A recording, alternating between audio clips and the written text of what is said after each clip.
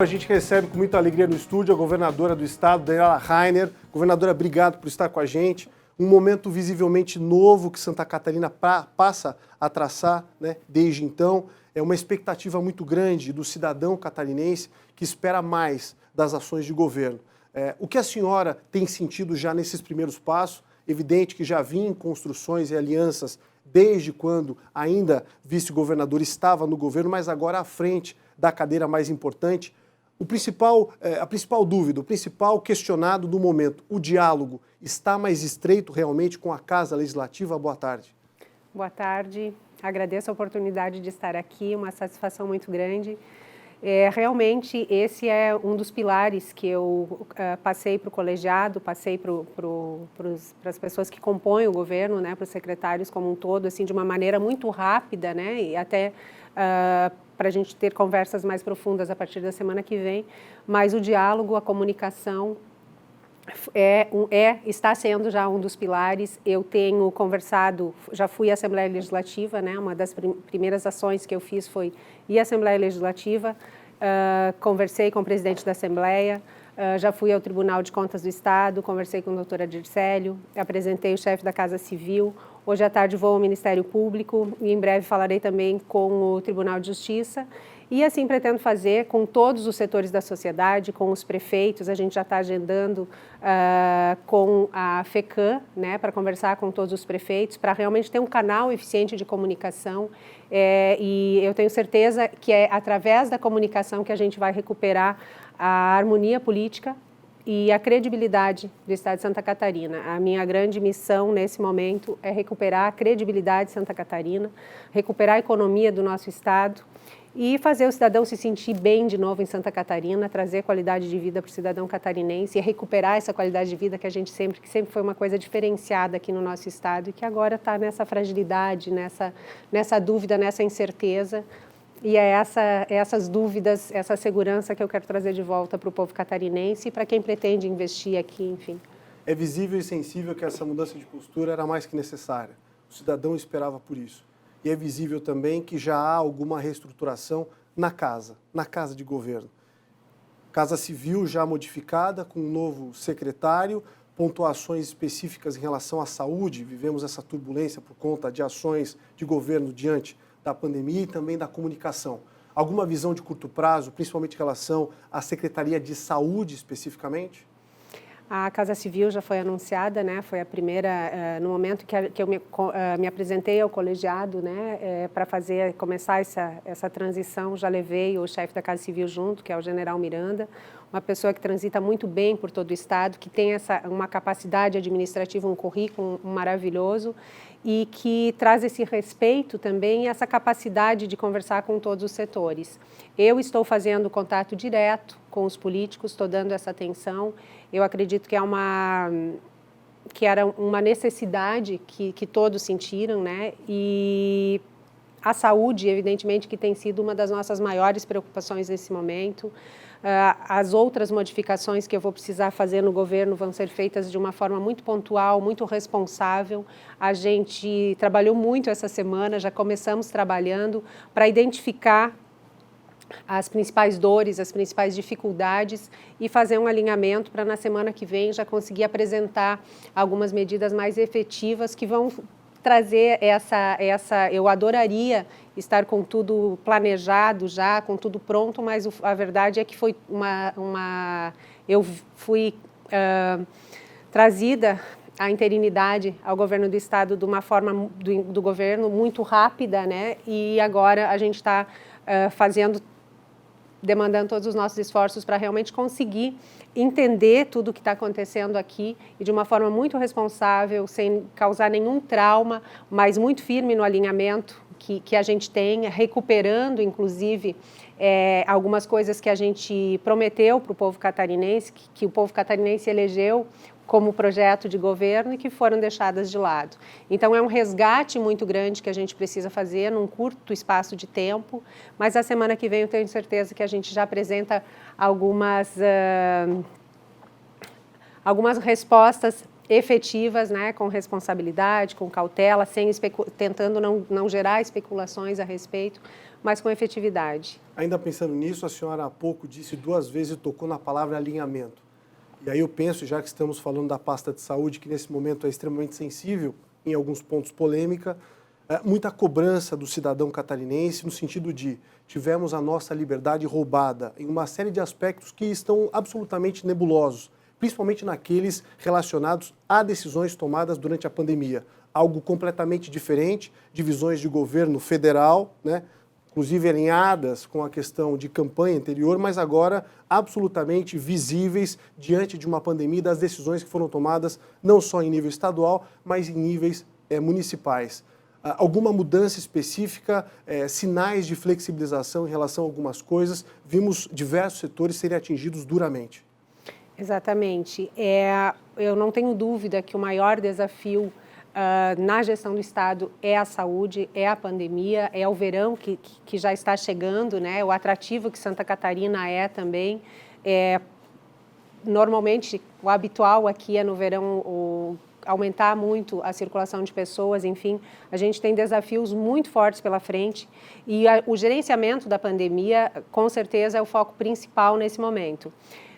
O meu posicionamento a esse respeito sempre foi muito claro. Eu nunca fui a favor de lockdown, eu sempre entendi que a gente precisa isolar os doentes, cuidar dos doentes e não isolar toda a população. Mas esse é o meu entendimento. Agora eu preciso fazer o meu entendimento com o que é possível, com o que já está estabelecido judicialmente também, né? A gente tem uma decisão do STF que fez com que as prefeituras tivessem uma gestão maior. E isso vem de encontro ao que eu acredito também, porque aí a gente foca em cada localidade, com as especificidades de cada caso, porque a gente não pode tratar de uma forma generalista. A gente precisa ver cada situação, cada caso, observar muito.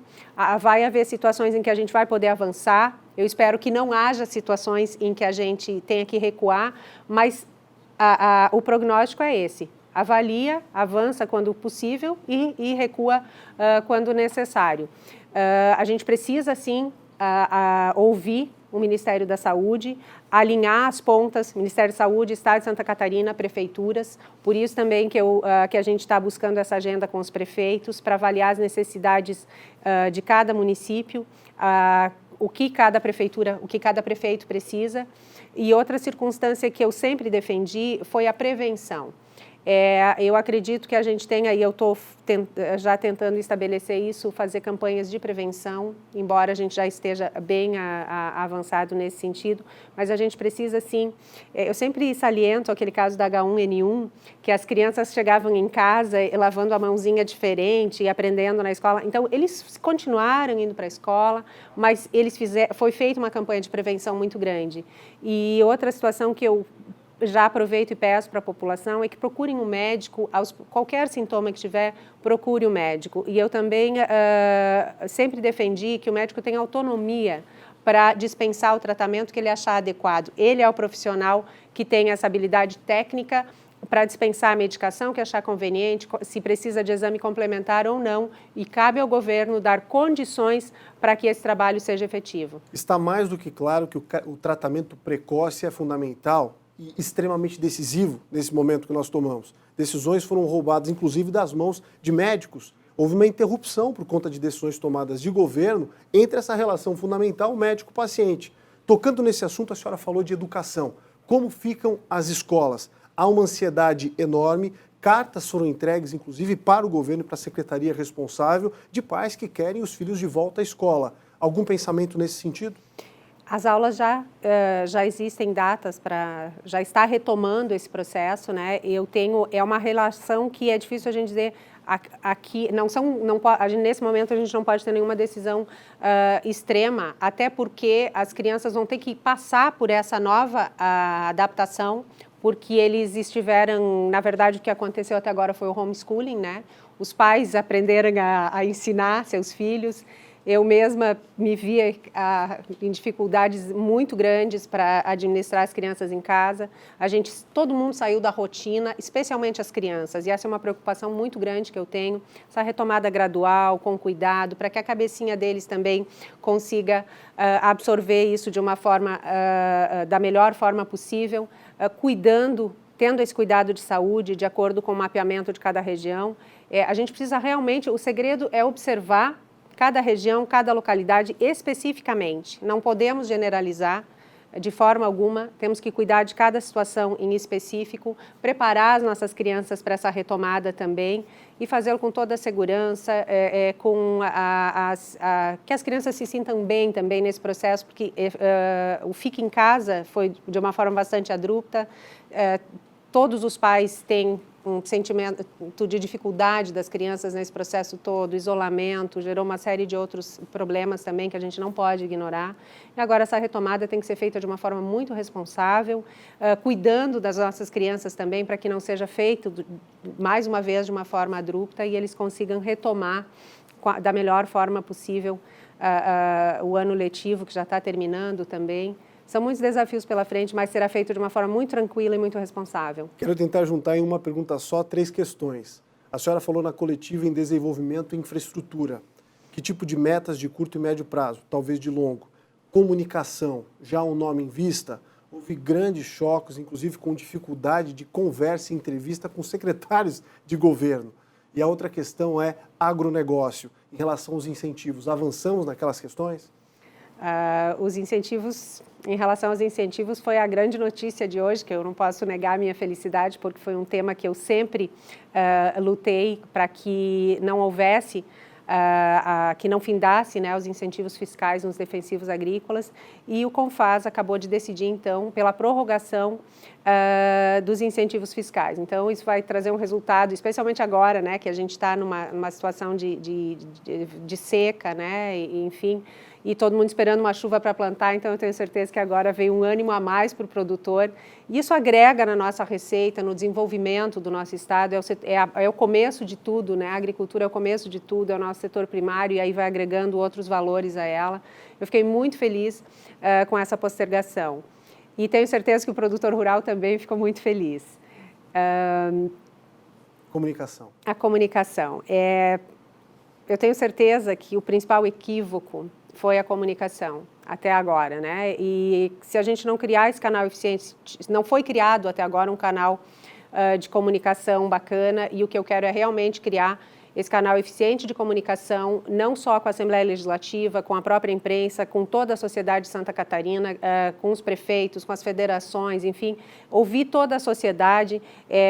Existem entidades legalmente constituídas, que precisam ser respeitadas, e criando esse canal de comunicação, a gente recupera a harmonia política do nosso Estado, a estabilidade do nosso Estado e a credibilidade. Eu acho que a minha grande missão nesse momento é recuperar a credibilidade de Santa Catarina, as pessoas vão voltar a se sentir bem aqui no nosso Estado, e a grande palavra, eu acho que é equilíbrio, né?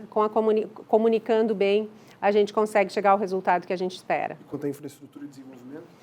A infraestrutura sempre foi, além da agricultura, a infraestrutura sempre foi uma das minhas grandes pautas, né? E eu busquei no Ministério da Infraestrutura, no governo federal, recursos, enfim, tentei trazer para Santa Catarina, e agora eu tenho certeza que eu vou com muito mais força buscar isso, porque eu sempre disse que Santa Catarina não é um gasto, é um investimento, porque tudo que se traz para cá volta para o governo do estado, volta para o governo federal rapidamente em desenvolvimento, em riquezas. Para que a gente possa finalizar, que o tempo não é longo, governadora, alinhamento com o governo federal, promessas de campanha, retomaremos os trilhos, aqueles prometidos lá atrás? Com certeza. Esse resgate, eu tenho certeza que é um dos mais importantes também, é o que a população catarinense espera. Já conversei com o Planalto, já estão todos muito contentes com essa retomada também, com esse alinhamento, assim como o povo de Santa Catarina. E eu realmente pretendo fazer esse resgate, trazer de volta o que Santa Catarina elegeu, né? Eu recebi também uma procuração de Santa Catarina de acordo com o que nós apresentamos, e esse resgate com certeza será feito o mais rápido possível. Recebemos aqui no estúdio ao vivo a governadora interina do estado de Santa Catarina, Daniela Rainer, minha torcida sincera para que todos os pontos possam ser alcançados com objetivo, clareza e, evidentemente, coerência e verdade. Muitíssimo obrigada. Estamos sempre à disposição. A ideia é justamente essa, trazer o melhor para Santa Catarina,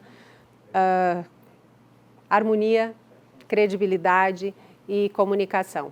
Eu acho que com essa receita, respeitando os princípios da administração pública, com muita simplicidade, com muita serenidade, ouvindo as pessoas que podem me ajudar, abraçando Santa Catarina e trazendo o pleno desenvolvimento para cá, eu tenho certeza que vai dar certo. Obrigado, governador. Obrigada. Obrigado.